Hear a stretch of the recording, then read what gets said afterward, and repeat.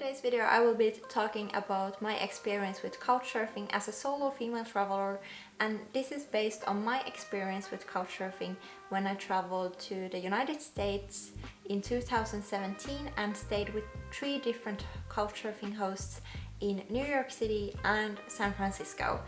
And in the end of this video I will also discuss about safety issues, so do stay until the end if you're interested in learning more about that. Hi guys, welcome back to a new video. My name is Mila, and if you're new here, hi, hello, welcome to my channel. I'm so glad that you're here. In today's video we're gonna talk about couchsurfing. So I was actually looking for a way to make more travel related content on my channel because I really enjoy making travel content for you guys, and I know that many of you enjoyed my travel content that I made in summer and fall of 2020, so like last summer and last fall. But you know, it has been kind of difficult to figure out how I can make travel content since it's not really possible to travel at the moment, or it's kind of restricted. So yeah, here we are. I thought I would share my experiences from the past with you because I do find that these things are still relevant today. Let's just get into the video, shall we? So why did I decide to go couchsurfing, you might ask? Well, in 2017 I was a quite broke student, to be honest, and I still wanted to take advantage of the fall break that we had each year in university. So each year we had a fall break that lasted for like 2 weeks, and I thought this would be a good opportunity for me to go traveling a bit just for 2 weeks. It's not much, but still something. So I decided to go and visit my host family who I had stayed with in 2013 and 2014 for my exchange year in the United States. But at the same time I also wanted to visit a few other places as well. So I decided to go and visit San Francisco, which is a place that I had never visited before, and also New York City because I just wanted to explore a bit more of the city.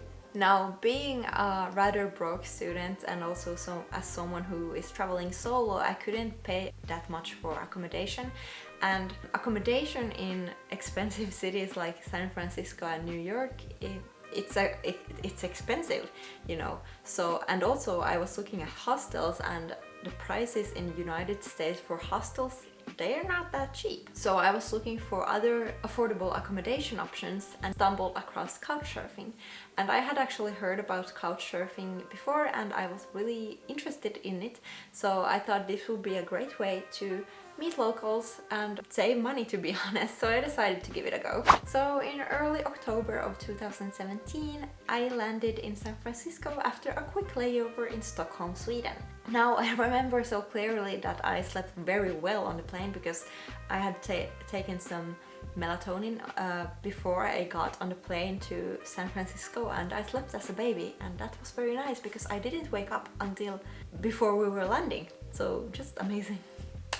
So I landed in San Francisco in the evening, and I navigated myself to my first couchsurfing host in Mission, San Francisco. So Mission is an area in San Francisco that I had looked up, and it seemed like a very fun and hip place for fun, hip people like me. Luckily I had found a couchsurfing host in Mission and another one in Bernal Heights, which is close to Mission. So when I arrived to my first couchsurfing host in Mission, San Francisco, I was greeted by a very nice guy and his dog, which was also very cute, and also by his roommates, which were all very nice. So I did feel very welcomed when I arrived, and actually the first night when I arrived I went out partying with my host and also his roommates. So I had a very fun time out in San Francisco.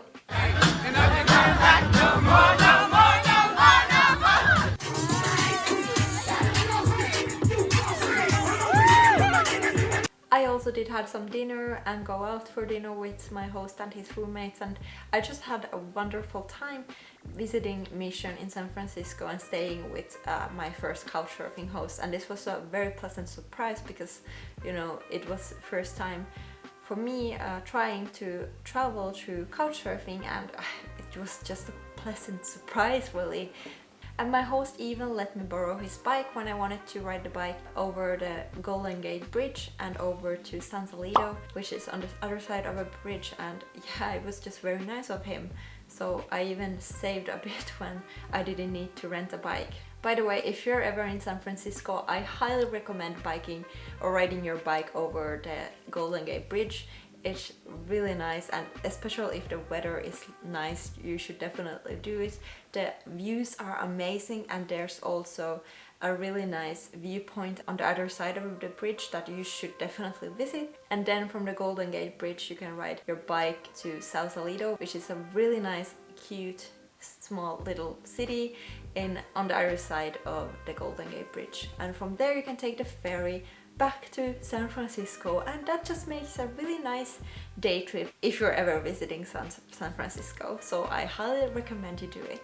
But anyway, let's go back to couchsurfing. So in San Francisco I also stayed with another host through couchsurfing, and he actually took his time to show me around San Francisco for the whole day. So we visited some of the, more touristy must-see places in the city, and also he took me to some really nice cafes, bars and restaurants during the day, and it was really nice of him. I really appreciate it. He even paid for my drinks and meals that day, which was very generous of him, but I must say that I do feel that he was hitting on me, which I didn't find very pleasing. So that's one point that I must say I didn't really like, but other than that I had a nice time, and nothing happened, and it was all good. I just showed him that I'm not really interested in that way, and then I left the next day, so it's all good, nothing happened. This is just something that I wanted to quickly mention, even though nothing really happened more than that, because I did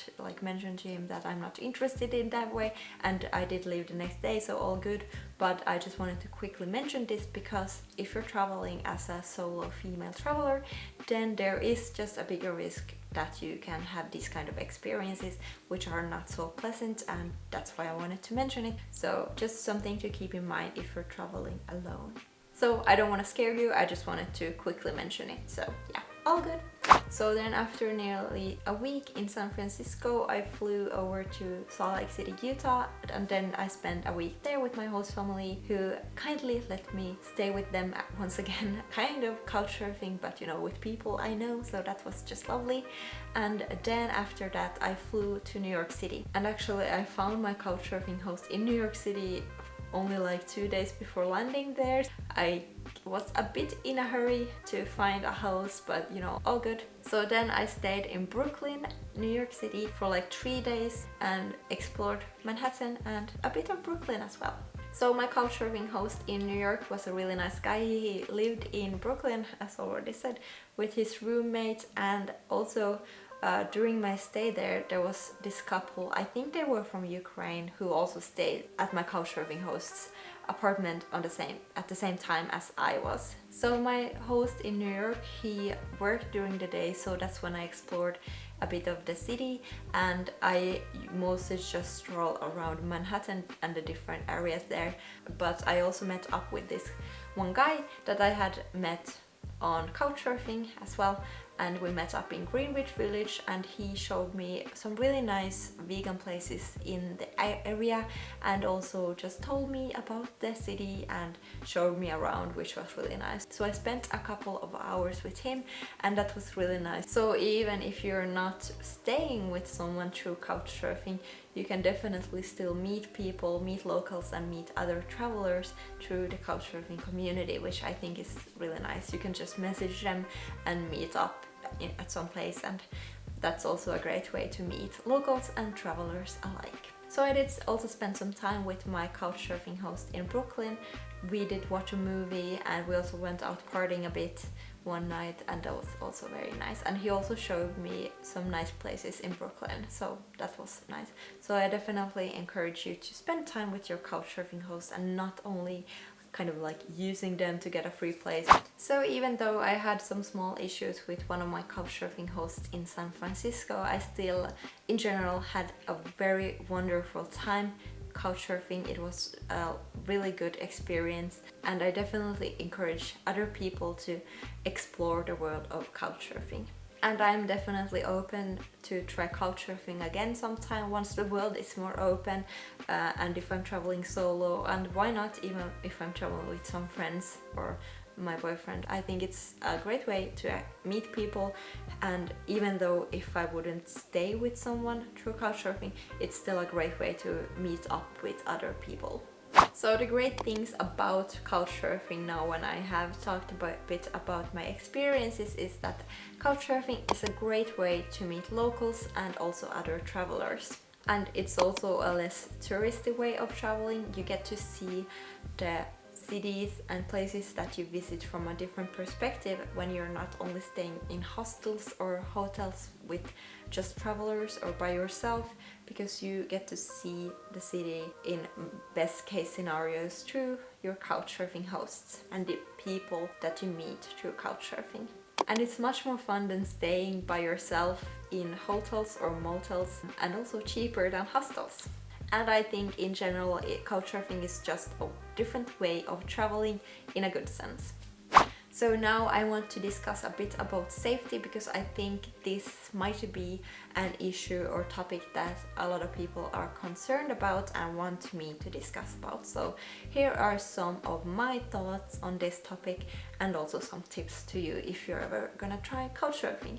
So is couchsurfing safe? And how do you find reliable and safe hosts through couchsurfing and just meet people safely in general? And also, can you couchsurf with a friend or partner, or is it only solo? So firstly, as with anything in life, you need to use common sense. And also you need to be able to take care of yourself. You know, just don't go and get blackout wasted, and don't take drugs from strangers. Those are pretty good tips already. Just make sure that you're able to look after yourself.